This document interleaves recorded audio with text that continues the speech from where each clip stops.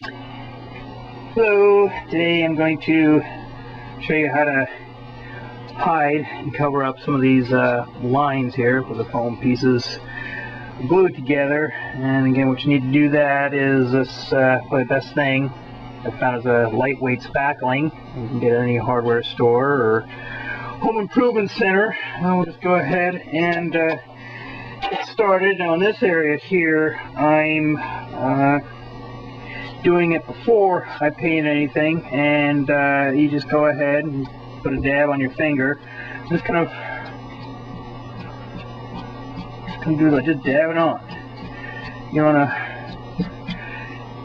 smooth it down. I mean, you don't want to do something like that and smooth it down too much like that, because you don't want to change the texture of your rocks too much. So just kind of just a quick dab in and around where you see, or at least you think the lines between the rocks are fairly obvious, and if they're fairly pronounced, sometimes you get this little lip of glue that kind of sticks out. You can always pinch a little bit off with your fingernail, or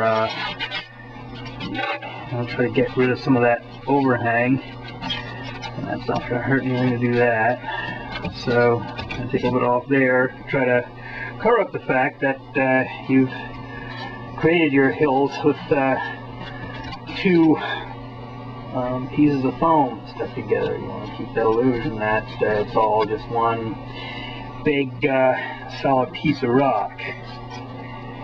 And that's not too bad. That might look okay over there.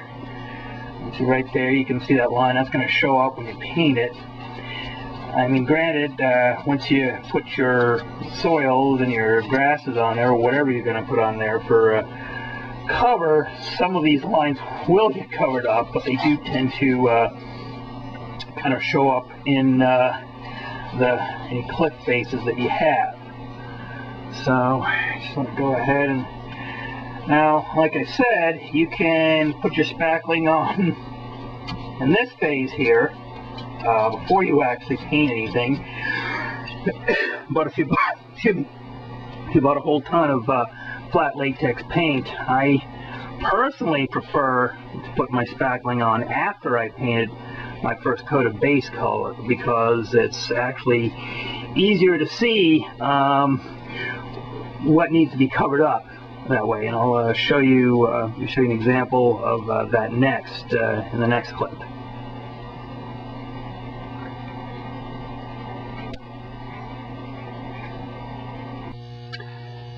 Okay, I'm pushing my luck here this evening.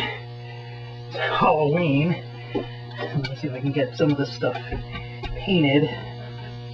And I've got all the spackling done. It takes about 20 minutes, half an hour for the spackling to dry. Then it's dry enough to paint over. You just go ahead and take your flat paint. Just go ahead and go over everything. Get in all the nooks and crannies.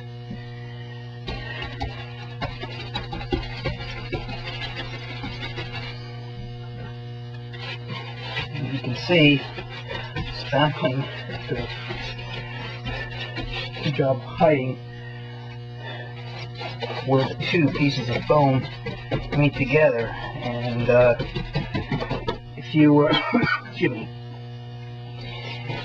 if you still see some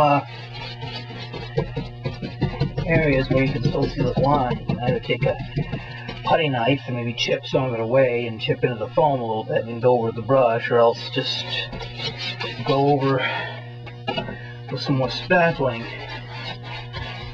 and just cover it over again with your base coat, and that'll get everything looking pretty spiffy.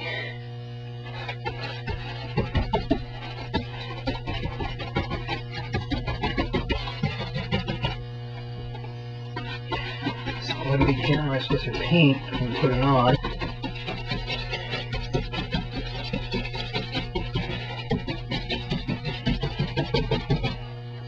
Say if you're doing a lot of mountains, get a lot of base, a gallon at least. If you're doing it a quart at a time, it'll be a lot more expensive in the long run.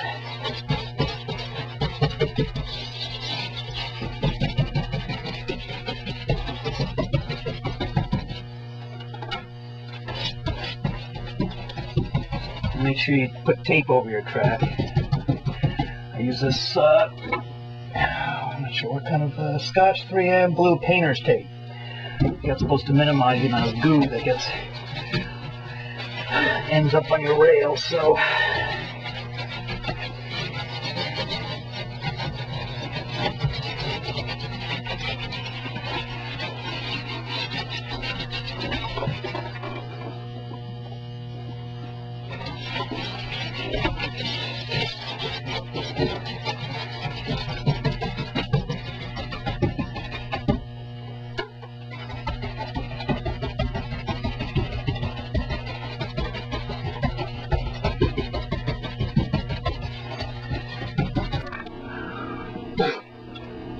okay, now I'm going to show you how to cover up lines on the surfaces that are already painted. And like I say, to me, I prefer to try to cover over these lines after it's been painted, because it gives me an idea what needs to be done and what doesn't, because sometimes the foam comes together in a way where it's just not noticeable at this line. For example, here, you can probably hardly see anything there in the way of lines where the foam pieces meet. And over here, it was a bit more pronounced.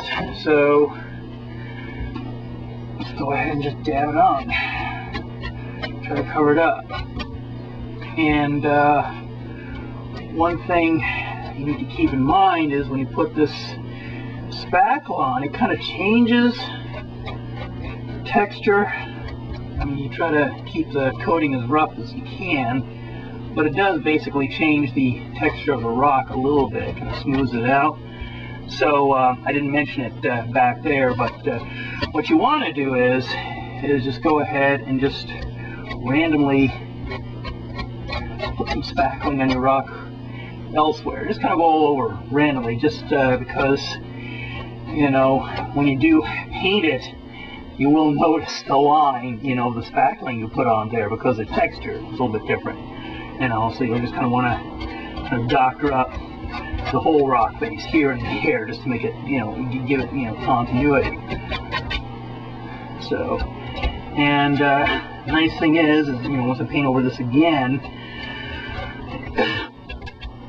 I can find those spots that I missed or didn't quite come out right, and just do a little, hit a little spackling on there, and then just paint over those small spots until I get the surface that looks consistent.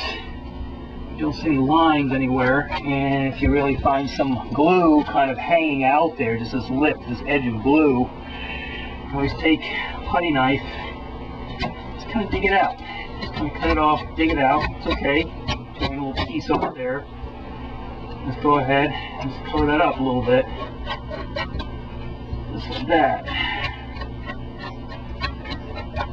So you paint over it again, and you'll have a uniform and consistent rock surface. So again, disguising the fact that this is all make-believe rock made out of foam layers. So this is almost ready for painting. I'll finish doing the rest and then paint it and then show you the end results. So